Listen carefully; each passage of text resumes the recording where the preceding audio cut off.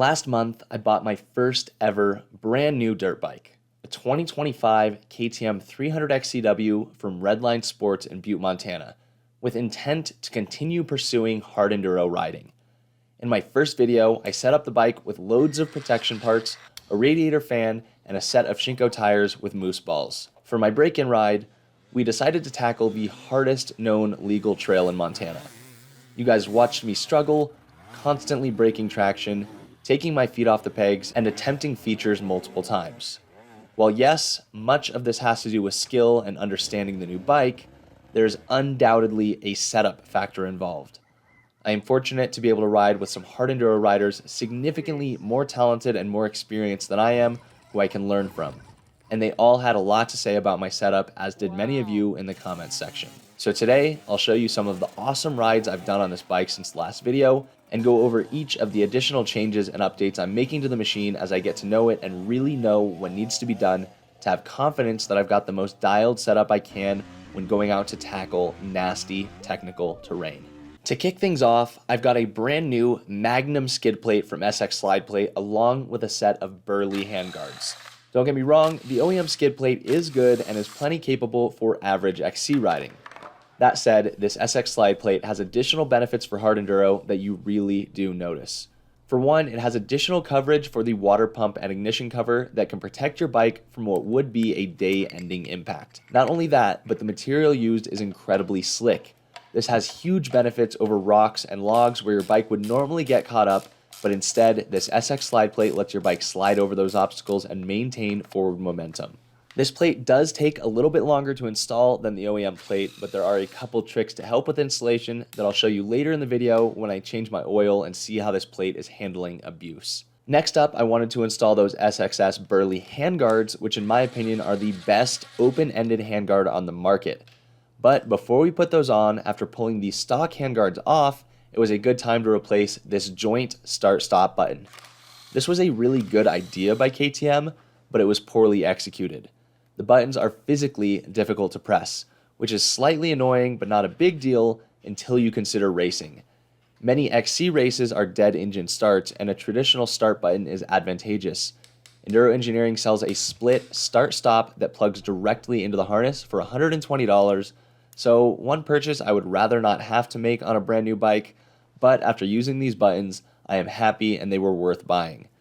With those buttons installed, I was then able to install the handguards, which are incredibly sturdy. It is like having full wraps without the extra width. These things are built to do their job and do it well. Now after that dusty first ride, I inspected the air filter and it was about time for a fresh one, so I swapped to a no-toil filter with no-toil oil. KTM has always had good airbox designs, and I think this generation bike is even an improvement over the previous gen. Super easy to swap out a filter, and this bike will be breathing clean again. Now you might remember on the first ride I snapped 2 spoke nipples on the rear wheel. Oh! I'm still not 100% sure how, but they obviously needed to be replaced. This is one of those incredible times that I got to utilize parts that have been sitting for years, awaiting the moment they would be needed. I have a set of spokes from an 18-inch rear wheel that even match the color and style of the OEM spokes and nipples.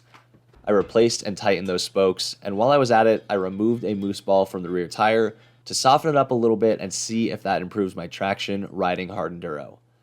Now at this point, that was it for post-ride number 1 maintenance. I knew there were still changes to be made, but it was time to go riding again. Now before I go show you these awesome Montana trails, quick reminder that you can still win this bike. There are 4 days left. I will talk more about the details at the end of this video. Let's go riding. This is the first 5 minutes now that I've started to really gel and flow with this bike. Figuring out where and how to use the power, getting used to the lack of engine braking, and boy am I enjoying it. This thing is sick.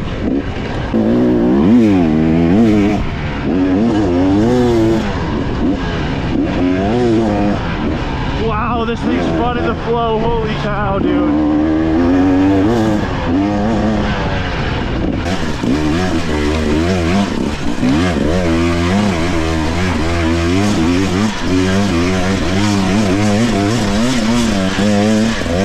Oh, not bad for the second ride. Proper Silver Kings training right here.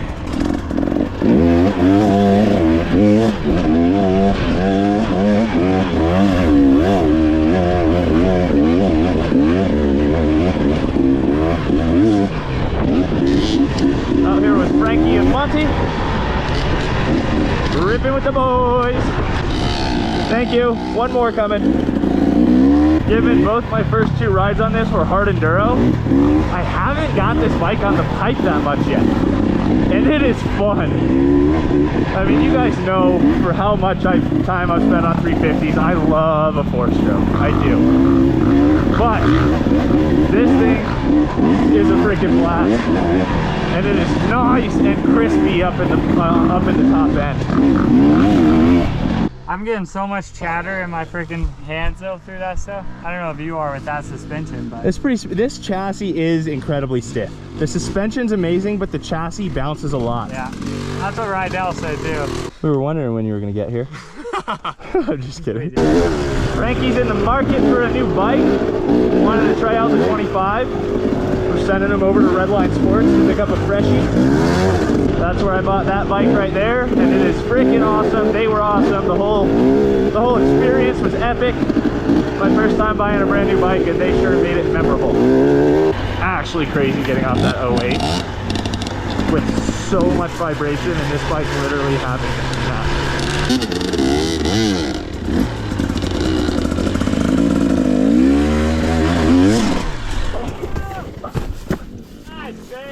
No, I would call that a save.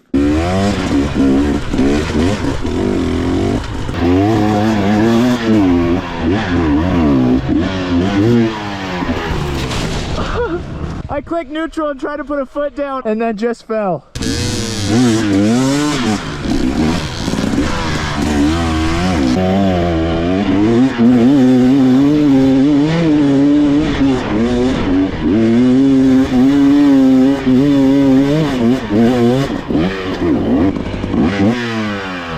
Is that the Silky Pequeño boy?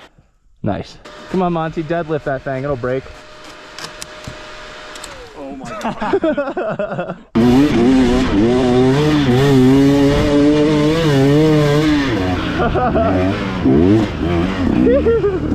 Rider.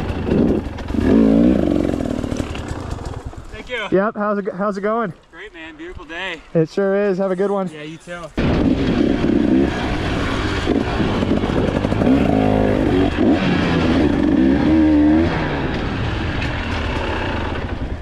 You guys want to come on? Oh, you're good, man. Thank you. Just you two? Alright, it's just me. You guys have a good one.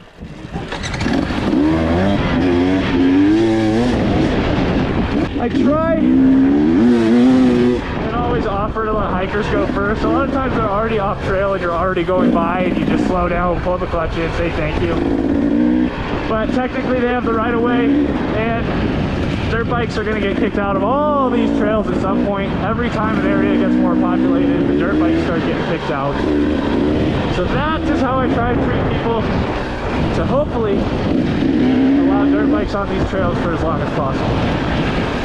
After a handful more rides, I was ready to get back to wrenching, giving the bike more maintenance and updates. With 9 hours on the meter, I figured this is a reasonable time to change that break-in oil, and I arguably could have done it even sooner.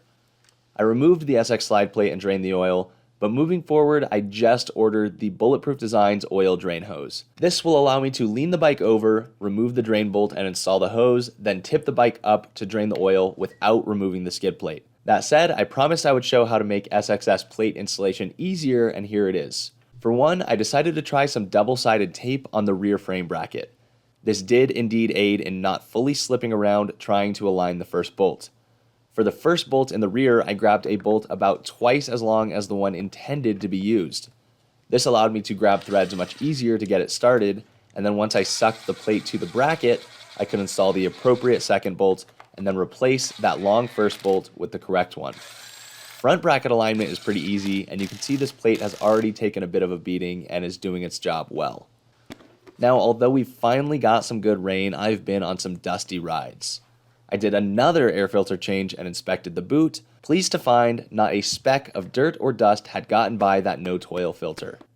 And now, onto the most important setup improvements: rear tire setup and gearing. Here is a look at my 9-hour Shinko 525 cheater. It is no secret that gummy tires deteriorate more quickly than harder compounds. That said, I have abused this tire by spinning it over rocks instead of crawling up them with good technique and traction. Again, largely technique, but setup is huge, and I'm going to aim to prove that with these updates. I have a brand new Enduro-specific wheel set from Mousse, and I will be trying the Shinko 216 SX rear tire for the first time. This is a 140/80/18 tire and an incredibly soft compound, not only on the lugs, but the entire carcass as well.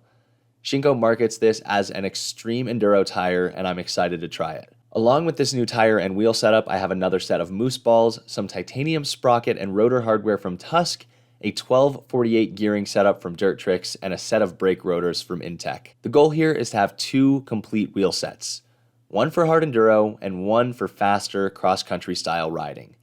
The thing about hard enduro that I'm learning slowly but surely is it demands a more precise setup for success, but that setup will deteriorate much more quickly at high speeds. Thus, having 2 rear wheels to swap in minutes, depending on the day, is a luxury I've never had before this, and I'm really excited about. So now let's talk some specifics of my decision making for this hard enduro rear wheel. For the gearing, I went with 12/48 while stock is 13/45. First gear is definitely too tall on this bike for the really technical stuff and requires a lot of clutching, which generates heat. Now, it seems to me you rarely saw 12-tooth front sprockets in the past, and I asked some friends about this and they made a great point. The goal is to get the most desirable gearing with the smallest possible rear sprocket, as a large rear sprocket has a higher chance of contacting rocks. So Dirt Tricks makes this gorgeous, heat-treated zirconium rear sprocket complete with custom laser engraving. Made in the USA and backed by an awesome warranty, these are the best sprockets around. Not to mention, sheesh, this color combo is insane. Now, Mousse balls leave a lot of room for customization. You can add or remove balls for a stiffer or softer setup, or with a heavily hard enduro focused setup like this, I'll actually be drilling them out. I got this Mousse drill bit from Trailbound Co. It was almost $70, but hopefully I will have it forever. I have found drilling these out in one go is not as easy as expected, and I found it worked best to drill 90% of the way through one side, flip the ball over, and drill out from the other side and then remove the core. I lubed up the drill bit each time so it made a nice clean cut instead of tearing into the balls. It probably took me about 20 minutes to drill out the whole set, and check out the difference in stiffness from a drilled to a non-drilled ball. The thing I like about this setup is you don't really have to leave big gaps in the tire, as the balls have become soft enough that they can compress without leaving too much free space in that tire. For this setup, I will be using not 1, but 2 rim locks, as tires this soft are susceptible to spinning on the rim. I actually haven't done many tire installations with multiple rim locks, and it does make it a little more tricky. I went about my normal process, but of course the bead of the tire was stuck over one of the 2 rim locks. I carefully pried the tire up and over that second rim lock using a couple irons, and then continued the process.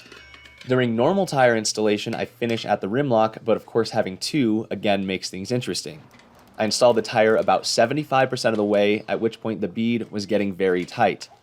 I stuck 3 irons back into the already installed edges of the tire in attempts to make the bead drop to the center of the rim, despite that first rim lock already being installed. This did work fairly well and allowed me to make that final bite. Now, I really like having a hole in the rim to blast air through to set the bead. With the tube hole used by that second rim lock, I did drill a small hole in the rim for this specific purpose. You can see as I blast air into this hole, the bead sets itself. This would have been a much longer task without that hole. Now, while I get this wheel installed, I should probably tell you about this Mousse wheel set. These are the same wheels I had on the KTM 200, and they are enduro specific. They are made of high-grade aluminum, the spokes are thicker than stock, and the rear wheel has dual bearings on the drive side. Not to mention they can be swapped to different bikes by simply changing spacers. This means I could run this same rear wheel on a 350 moto bike with a larger diameter rear axle, and on this KTM 300 just by swapping spacers. And while I still need to get the new front wheel set up, it is a beautiful afternoon in late September. I'm not sure how many of those are left this year in Montana, and I am jonesing to test out this new gearing and tire setup, so let's go for an afternoon ride. Quick afternoon rip with my new friend Brett, who I met on the side of the mountain at Silver King's Hard Enduro. Got some nice flow to start the trail, and then we get into some nice Hard Enduro and test out the new gearing. I am a fan so far. Woo! Look at that lug, man. This thing's crazy. was really worried about having to short shift all the time with this new gearing, you actually just keep it a gear higher and then just pull that lug. So this is 4th gear. I thought I'd be going 2nd, 3rd, 4th, 2nd, 3rd, 4th through this stuff. You just leave it in 4th, and it's got all the power it needs in the bottom end to keep lugging at a reasonable speed. Really, really happy with this choice so far. We'll see how it is when we get into the nastiness, and I can only imagine it's going to be an improvement. See, now it was 3rd. Like, I should have downshifted there, but I feel like every gear has become more useful in some way. Pretty impressive change, to be honest. Shout out Dirt Tricks. Ready for some rocks? Oh yeah. It's about that time. Let the rocks begin. I think this is going to be a lot of 2nd gear action.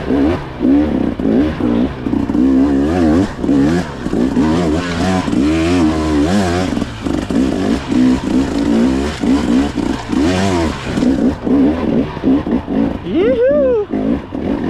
Oh yeah, dude, she pulls nice. I rode this trail last week, and this is already an improvement, no doubt. That's 3rd gear right there. Back down to 2nd. And the low end just lugs. I'm not on the clutch at all right at this moment. Still no clutch. He just pulls, dude. That was no clutch for that entire section in 2nd gear.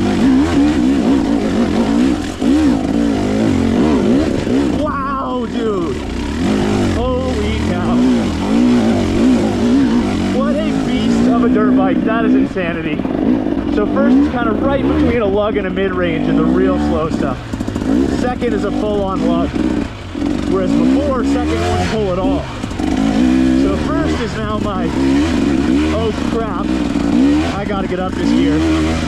This should have been the first change I made to this bike, to be honest. In terms of biggest quality improvement on this motorcycle, gearing, enormous, enormous. Although I haven't even talked about the tire yet. Obviously, I'm hooking up. I haven't spun once.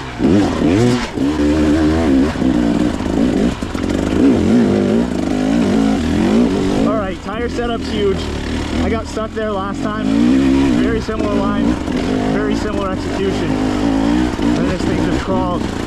Let's go, dude. I'm stoked. Feels good to make changes and then be able to actually see and feel the impact. This line right here is a spot I got stuck on when I rode this last week. We're gonna try the exact same line, see if it goes any different. Dude!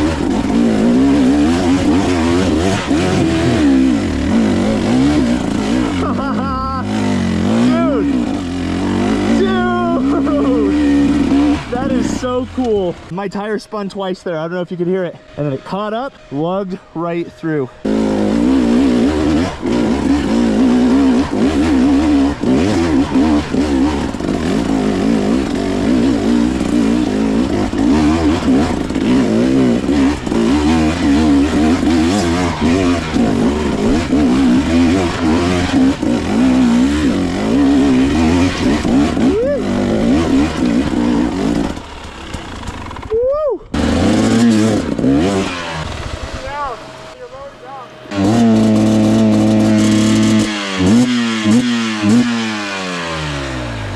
You notice that happens with these pretty frequently? Yeah.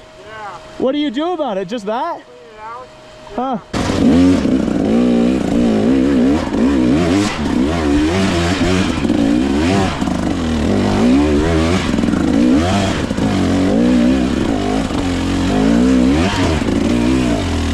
Woo! Alright, that took me 20 minutes the other day.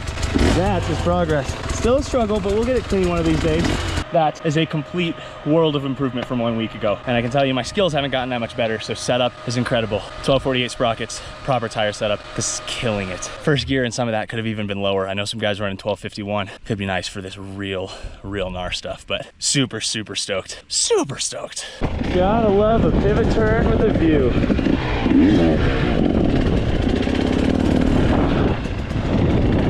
Hell yeah, dude. Successful mission to the top. Probably my best and cleanest go up it ever. I did drop her on the way down in a really unfortunate spot. I get my first dent in the pipe. So it goes. And I'm back in the shop with a dirty KTM. Sometimes you got to enjoy them in all of their dirty glory, but I could not be more pleased with the changes I've made to this bike. It was good to begin with, and it is becoming an absolute hard enduro weapon. With just over 10 hours on the meter, this bike has hit the ground a little more than I would care to admit, but it has all stayed in one piece and stayed protected thanks to bulletproof designs, cross-linked components, and SXSlideplate. I really wanted to go in depth on everything I'm doing to this bike in my early stages of owning it, but from here, as I'm getting the setup pretty dialed, I'd like to just put some serious hours on it and then do a full review of the bike as I determine the goods, the bads, and otherwise. Now, if these epic mountain trails here in Montana looked appealing to you and you want to go ride them with me and the boys, let me remind you that you now have exactly 4 days left to enter for a chance to win this KTM 200 and a trip out to Montana to come ride with me. This is the bike that I raced at Silver Kings Hard Enduro this year. It has since been refreshed with a new top end, new pipe, new plastics, new graphics, new tires. She is refreshed and ready to go, complete with a radiator fan and electric start.